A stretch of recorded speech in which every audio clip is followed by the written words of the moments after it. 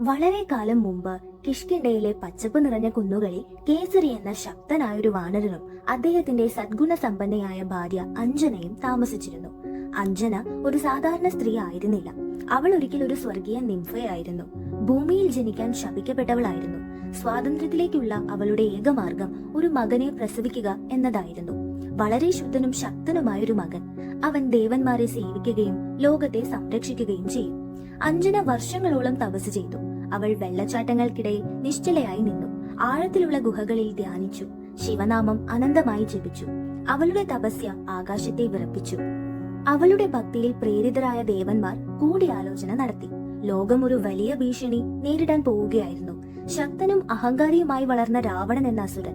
ഭാവിയിൽ ഒരു ദിവ്യ യോദ്ധാവ് ആവശ്യമായി വരും. ശക്തിയെ ദുഷ്ടത കൊണ്ടും വിനയം കൊണ്ടും പൊരുത്തപ്പെടുത്താൻ കഴിയുന്ന ഒരാൾ. അങ്ങനെ ദേവന്മാർ അഞ്ജനയെ അനുഗ്രഹിക്കാൻ തീരുമാനിച്ചു. അതേ ദിവസം